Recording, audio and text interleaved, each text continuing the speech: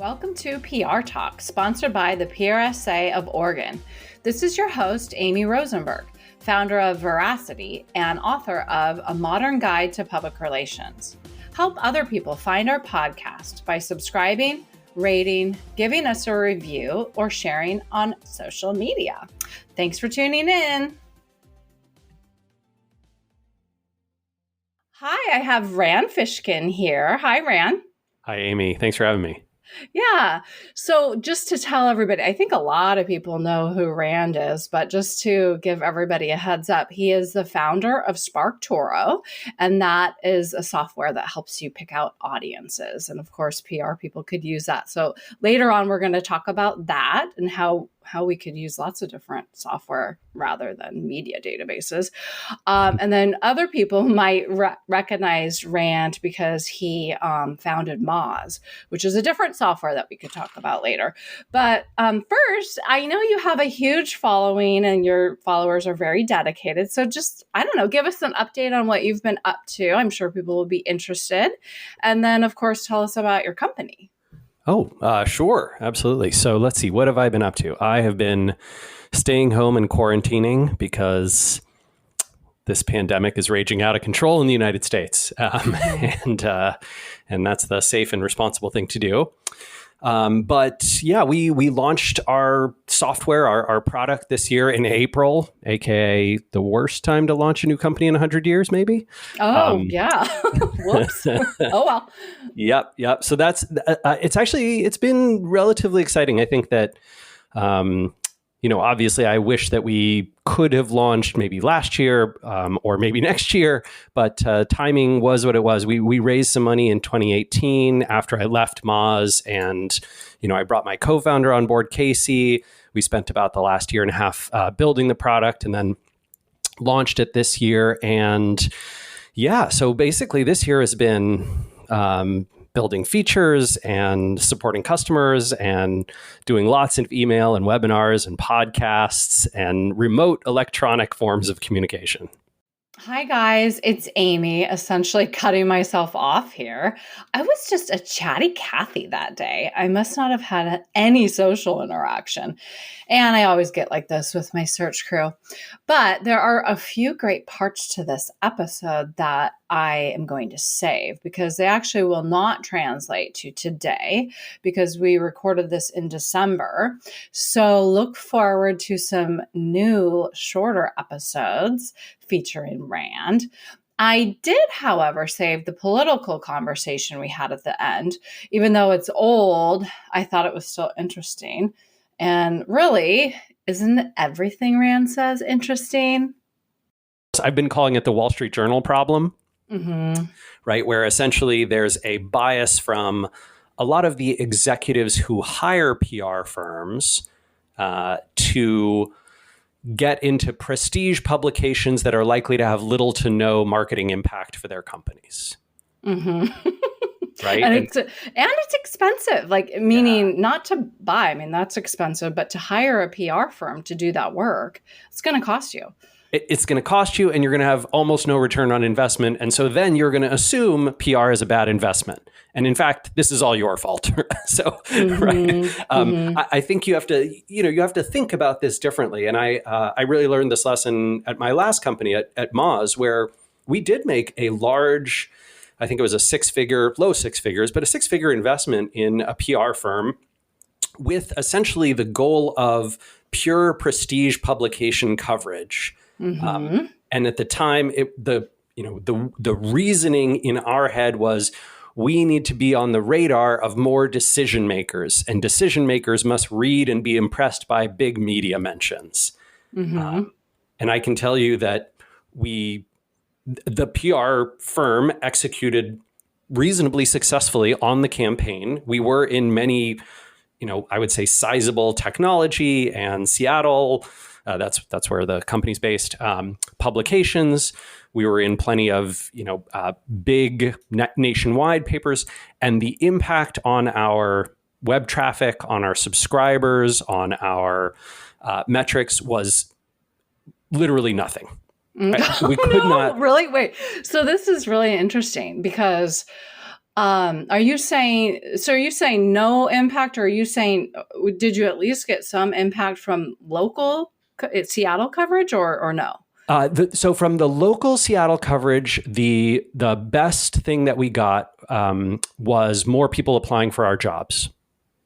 Oh, which sometimes that's good, right? Which was good for us. And in fact, we ended up reinvesting in that in the future when we needed to do more aggressive hiring after we did a large round of fundraising.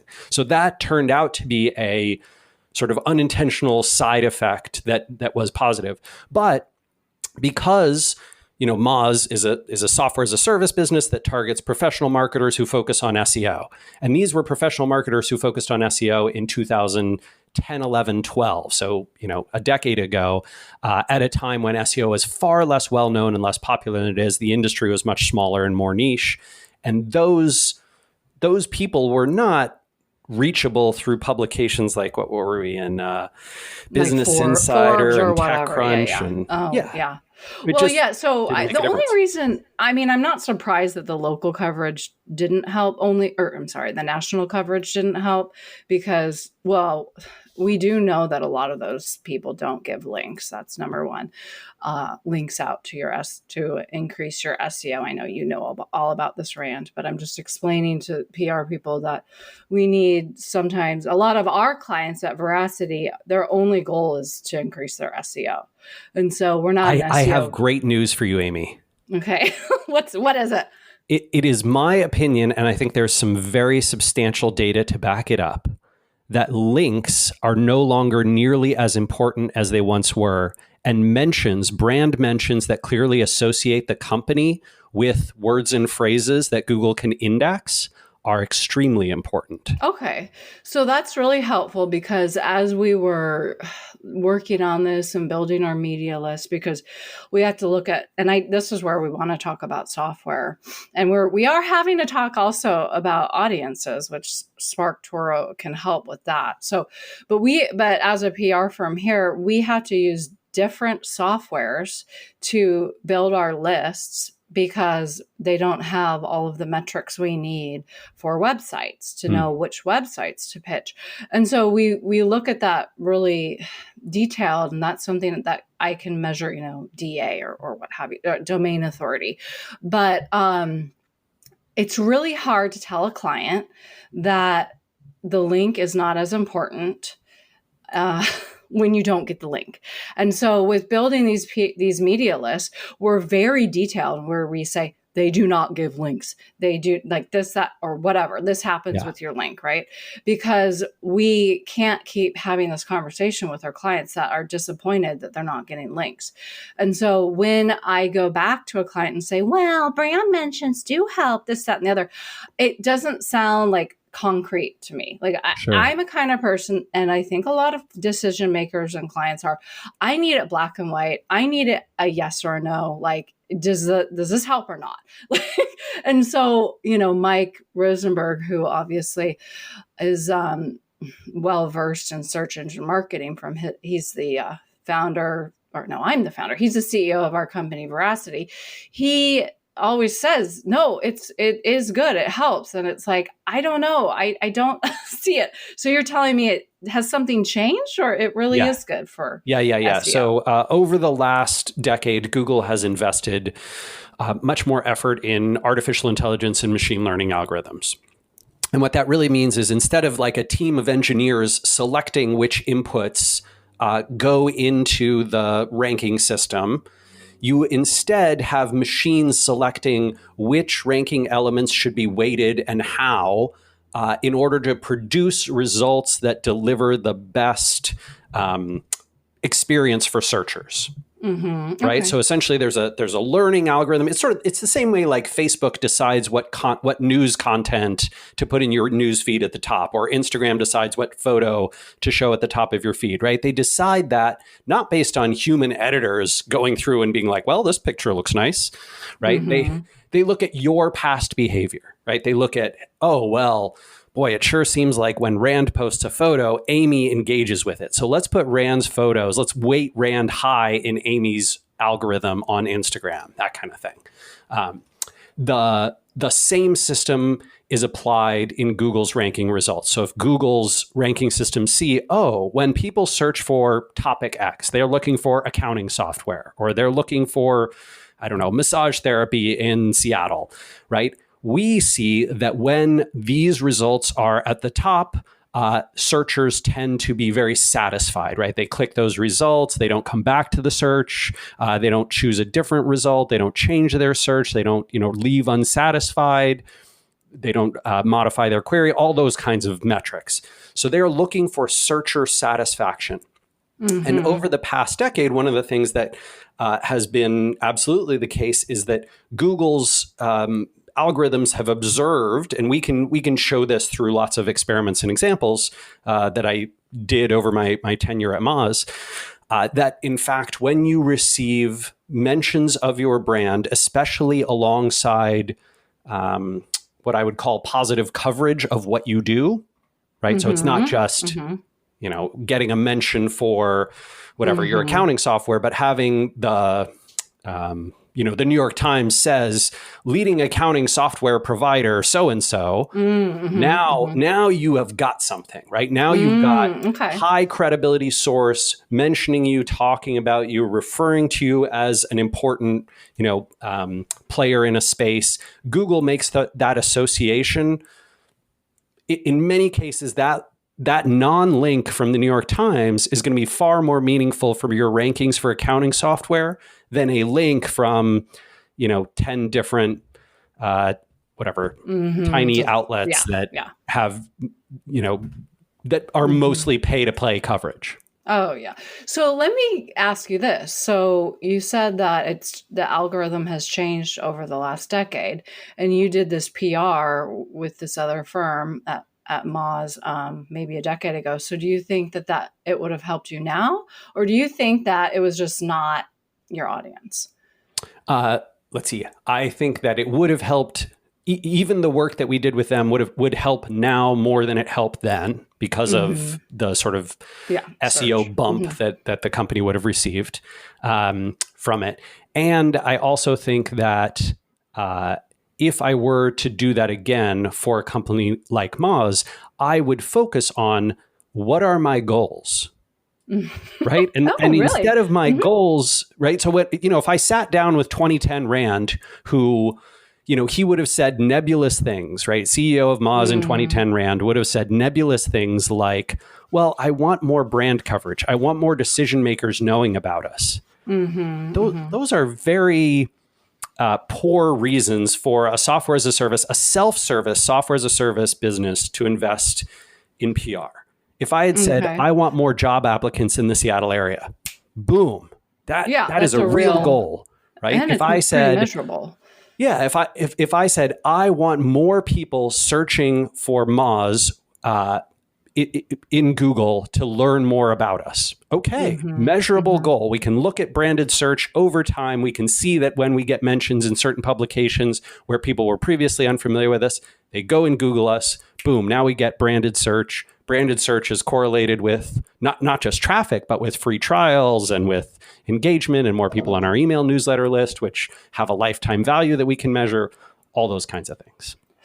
Yeah. So what would your PR goals be right now for SparkToro? And I'm asking almost as kind of a case study because right now we are doing our PR plans because it's December and that's what we do because we need to get ready for January for the start of the new year. So I don't know. I mean, and also the audience. So it's a two-part question. What are your PR goals? But then also looking in the audience of anything, especially if we're talking about Moz, it's like, who are the decision makers really? If they're the head of search, are they really reading Forbes? Like maybe they're not. And maybe it's what a other CEO would think would be a smaller publication, but it's search engine land. That's where you want to be. Yep.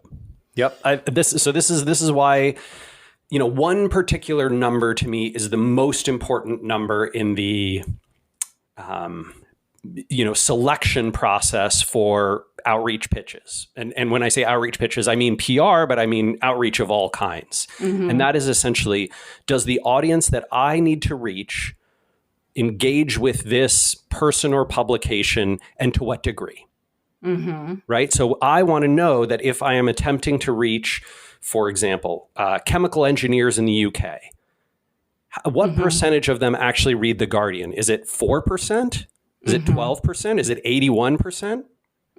So how do you know that? But see, I don't know either. So how do you know? Well, this is going to sound like a pitch, because that's exactly what SparkToro does.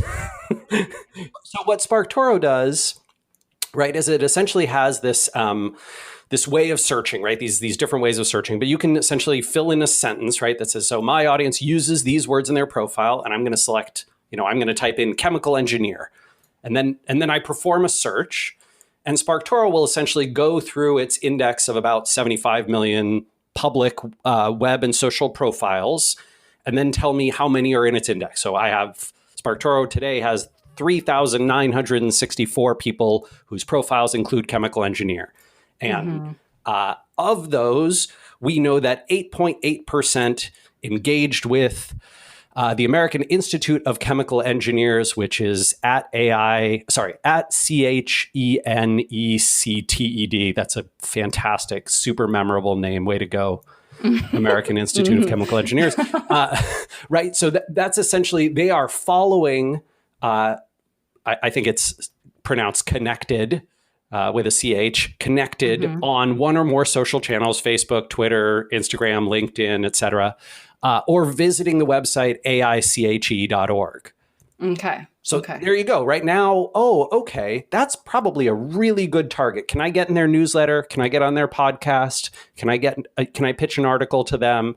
Right. So that's really important. I mean, sometimes I have to say this stuff out loud just to remember it, because I'm a little ADD. And so it's not a pitch. It's for your software. It's so we do a lot of B2B PR where we're looking at verticals for our clients, and so everybody knows, there's a difference between trades and verticals, and trades are what your industry is. So we're in PR, that's our trades, but then our verticals are, where we're trying to get business. And so that could be engineers, who knows? And so knowing it's so funny. We actually rep a lot of steel companies, kind of random, but so knowing what a miner would read, because our steel company helps miners, like literally miners. So knowing what they would read, I have no idea where they are. That's not something I can even relate to. So it's interesting to know that there is a tool out there, kind of in the nick of time right now, because a lot of people are doing their PR plans. Yeah. So I just did a search for my audience uses these words in their profile, mining. And, the percent of audience is essentially like the core metric that SparkToro uses. That's right. So the percent of the 47,158 people whose profiles include mining engage most with these accounts on social. So it's mining.com, which is 24%, Mining Journal, 22%, Mining Magazine, 21%, Mining Weekly, 20%, Rio Tinto, which I'm not familiar. I don't know what that might is, be international. Yeah. Yeah. So 19%, Glacier RIG, 17%. Right. So essentially, you're now getting it's not just these are the right publications, right? Because I think most PR databases would probably show you some or most of these, I suspect. Well, I don't know. Yeah, maybe. Have you tried them? I mean, I'm sorry, but I've been really I have used Fiskin a little bit, and I for some use cases, I found it quite good. I do like the fact that they keep up to date with journalist contact information. That's helpful. But yes, I agree with you. I mean, just so everyone knows, we do need some kind of media database because we need the contacts. But we need to do work before we reach out to those contacts. And that is kind of where I feel like we forget that, like we're all about like the pitch and like crafting the best pitch, but the work goes before the pitch in multiple steps. It's thinking about or organizing the best campaign, not even thinking about it. You might have to get in on the ground and do some community relations, but then going back even earlier to looking at your audience. And that's where it's hard, because I could just pull up a huge list in, let's say, plastics. I know, so random. We work in really cool industries. So plastics. Well, what if there's like 200, and I'm not kidding, there's a lot of plastics magazines possibly. Yeah. I don't know. What if there's like 200? You can actually rate by circulation, I guess. But I don't know, like really, what are they actually reading? Yeah, I really don't. I don't like raw distribution for a bunch of reasons. But the biggest reason I don't like raw distribution or raw traffic is because it does not speak to who is reading it. Right. So like as a business owner, what I care about is reaching a particular audience. I want the audience who is likely to become whatever, my target customer, or to take the action I want them to take. Maybe that's a donation to my theater. Maybe that's sign up for my email newsletter, whatever it is. And when, so for example, when I do a search like, my audience uses the words plastics, I can see that 33% of them engage with Plastics World, 25% engage with plastics technology online, 18% engage with the European Plastic Product Manufacturer, EPPM. So I get this sense of like, okay, not just who has the most traffic, but who is biggest with this particular industry and how much effort should I put into them? Should I go spend weeks trying to get into the New York Times? Is that worth my effort, right? Is that coverage going to reach more of the people in the plastics world than, for example, the British Plastics Foundation or SPE, who inspire plastics professionals worldwide?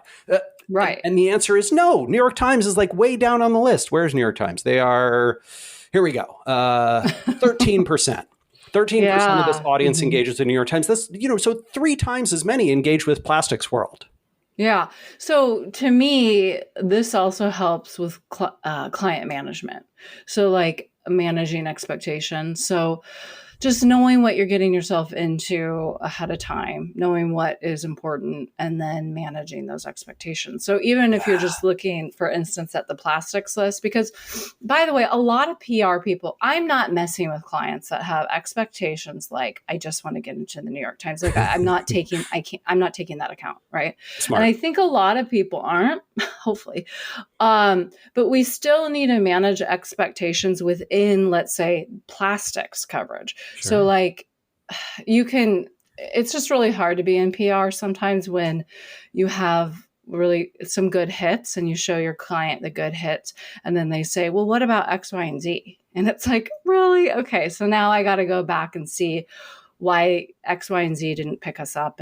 But now we might know to say something like, well, X, Y, and Z, they only have X% of readership in this industry. So right. We're going to actually invest our time in making relationships with the top 5. And that's it. Yeah. So, I mean, this is true across like a bunch of different types of media as well. I think one of the biggest things that I've seen a lot of PR folks, at least many of the ones who use SparkToro, they talk about like, hey, our clients are starting to ask for pitches to YouTube channels and podcasters. Oh, yeah. And I think that's really, really smart, right? I mean, the level of engagement you get from being on a YouTube channel as a guest or being on a podcast, it's huge. And even sponsoring those can be a great way to go.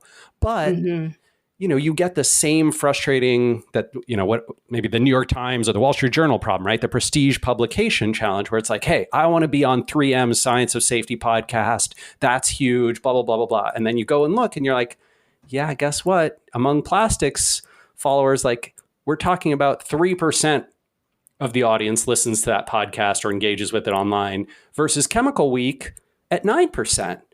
Maybe go after that one. Like, yeah. Well, I mean, something really basic that I'll just say about this because I do want to move on just to hear about more the personal stuff, like how you started your company during a pandemic. It's kind of interesting, but So something really basic is that my clients want to get on podcasts. Yeah. Well, actually, a lot of it is our idea to get them practicing their talking points. We use podcasts sometimes to do that. But the media database does not even have podcasts in it. Okay. So that's like really basic. Like you kind of just need to know what podcasts are out there, So anyway, I just want to hear about how it went. You said you launched, you made SparkToro public available to the public in April. Yeah. How did that go? And I just can't even imagine.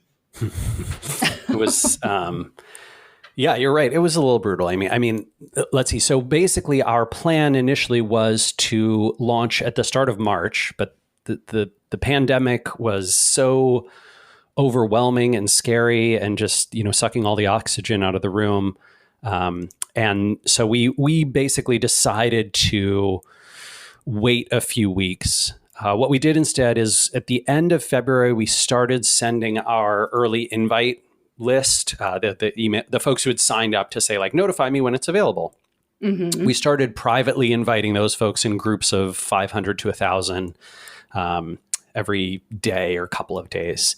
And over the course of those first 40 days, so from the end of February to the beginning of April, we basically saw that each cohort we were sending to, right? So it's all the same list. So it should all be the same people. It's just we're parceling them out into groups of 1,000 or so. We had about 19,000 on the list. Mm-hmm. And we were seeing the bounce rate rise dramatically. And I got the bounces to my personal inbox, right? So every other morning throughout March, I was basically waking up to see all these marketers who'd been laid off. Yeah. Oh, that's heartbreaking. Mm-hmm. Yeah, it was brutal. It got as high, I think it was at one point, 15% of our list was bouncing. Like 15% of the marketers who'd signed up to be notified when SparkToro launched had been let go from their job. They were no longer at the company. Mm-hmm. So it's just insane, right? We send an email with 1,000, I get 150 bounces saying so-and-so no longer works here. Mm-hmm. Yeah. So very, very difficult. Time. I mean, just about that, I think a lot of firms were nervous that we as a firm would get laid off from our clients. Yeah. And then my firm, we were just lucky that we just don't do hospitality and food. Mm-hmm. And my clients ended up being lucky in the sense that they're more of the professional or high purchase type client. If we're ever dealing with something that's not B2B, it's a high purchase price. Mm. I mean, like a house, right?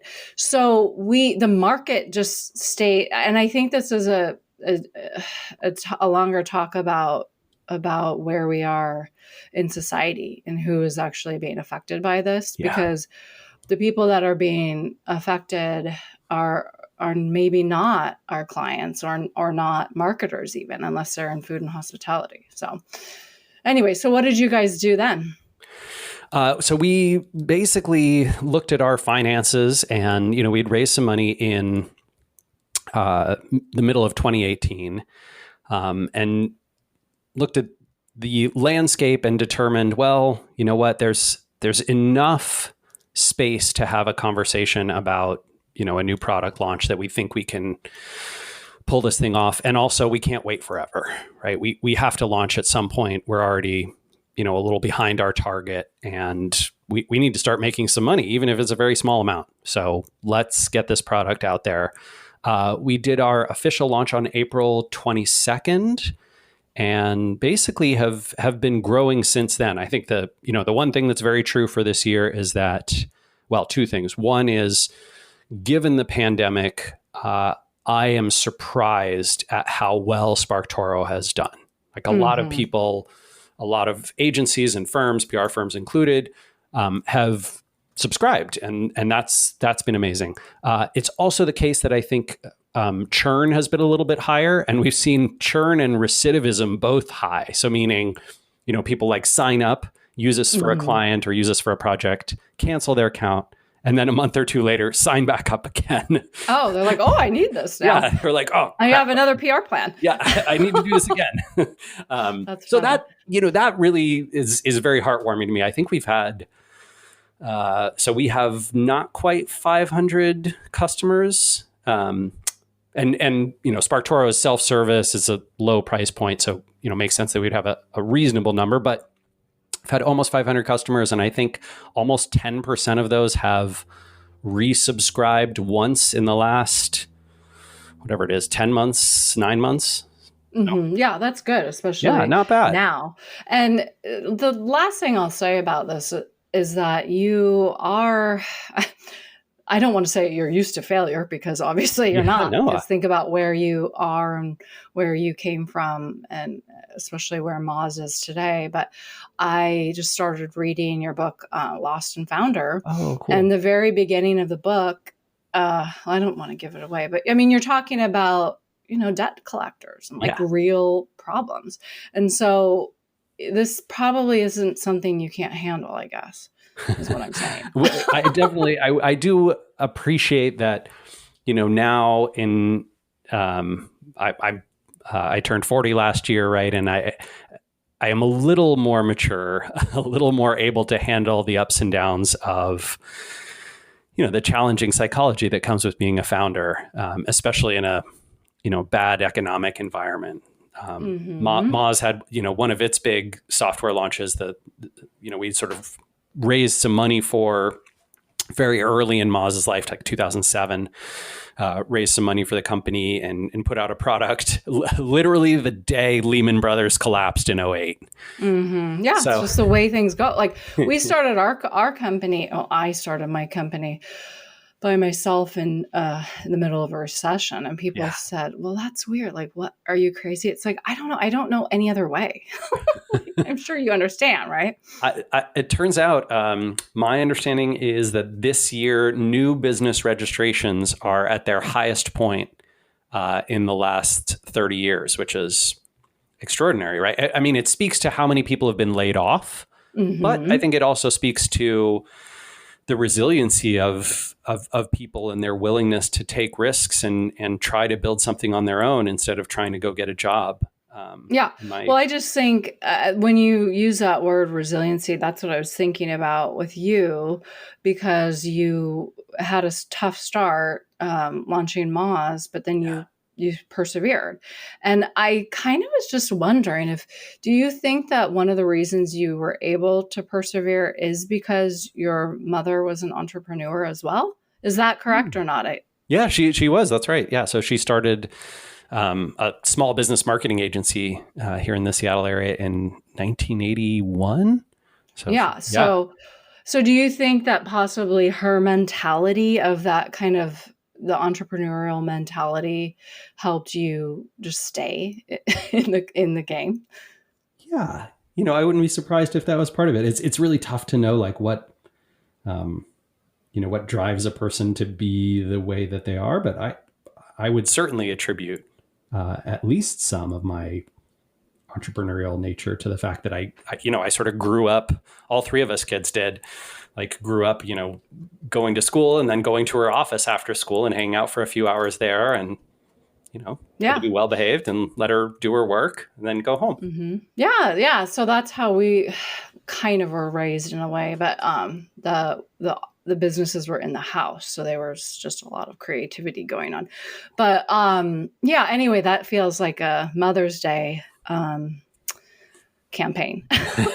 So anyway, okay. Well, so where can people get your book and where can people find you just in general to follow your work? Sure. Yeah. So I think you saw, Amy, we've got a forever free account with SparkToro that a lot of people use. That's at SparkToro.com. And that's where also you can find a lot of my blogging and writing, like that post we talked about. In terms of finding me on the web, I am most active on Twitter, where I'm at Rand Fish. And of course, if you need any help with anything, I am happy to help folks. My email is rand@sparktoro.com. Wonderful. Well, thank you so much. We really appreciate it. And before I end, is there anything that I didn't ask you that I should have. Oh my gosh. I mean, I assume this isn't a politics podcast, but Well, we can talk really we'll talk realistically. offline, yeah.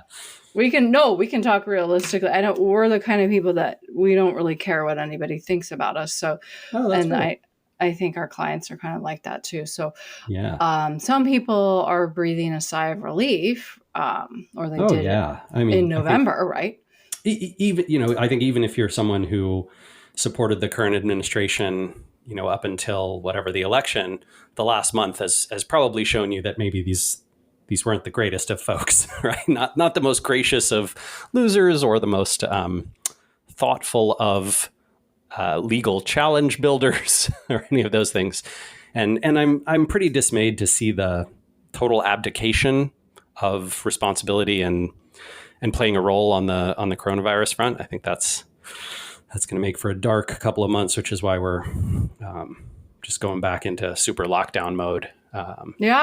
Well, this is what's happening with the current administration is that they're proving all of us right. Whatever we had thought is happening. Which is, it's, I don't know, confirmation of that variety is not surprising, but it's somehow still disappointing. Like I thought, I don't know, part of me thought, well, maybe there'll be some magnanimity or some, selfish goal of preserving legacy or something like that will drive them to take different sorts of actions. But I think, even many very hardcore Republican supporters, I mean, Attorney General Bill Barr is a very right-wing and very pro-administration figure. And for him to, essentially throw the administration's beliefs under the bus a few days ago was, that's the kind of repudiation you don't really expect. But in any case, all of those things, I think, as they relate to the business and marketing world, suggest to me that there's a lot of optimism, I think, going into next year, a lot of fear going into the next 2 or 3 months, but a lot of optimism after that about the effects of a vaccine, the effects of, a more competent administration, the effects of hopefully a stimulus package that potentially gets passed. I just think, and with anxiety down a little bit, I think people, might begin to feel a little bit more normal. And it doesn't even matter right now if I can leave my house or not. I immediately felt a relief that was almost physical after the election. And so did all of my friends. I happened to be out of town. I did get my coronavirus test before I went on the plane. And then I met some girlfriends in Sedona. And after the night of the election, we actually we slept better and we just felt better. And I went to the airport and I didn't feel super nervous or scared. And I can't explain. It's not like I have a reason to feel as nervous or scared as somebody who wears their diversity, on the outside. So I don't have any reasons for that, but it's still internally, you can still get anxious for others. And so I just felt better. I can't explain it. No, I think you are absolutely right. There's no doubt that the last, few weeks since the, election results were sort of confirmed, I have felt safer and more productive and more able to get up in the morning and go to work and just, not check memorandum 6 times. And it's interesting. And then another last thing, I always do this last thing. You do have a lot of blog posts on SparkToro on the election, which I haven't been able to dig into yet, but I'm very fascinated to do that because I think you were tying some of the election to marketing. So people can go check those out as well. That series, I think it was not well consumed, but by the folks who did read it, the response was phenomenal. So I'd love to hear any feedback folks have about the sort of marketing lessons we can take away from the election. I think that the more I pay attention to analysis from other folks in the political realm, the more I feel like those marketing takeaways are confirmed. Ooh, and we like to be confirmed. Yeah, that doesn't hurt. As marketers, I need to confirm my gut checks a lot. So, yeah. Well, thank you so much for spending time with us. I know you're very busy, so everybody really appreciates it, and people just like to check in with you. Oh, my pleasure. Thank you so much for having me, Amy. Thanks for listening to the PR Talk podcast. Find Amy's book, A Modern Guide to Public Relations, plus more PR Talk episodes at prtalk.co. And remember to subscribe, rate, and review.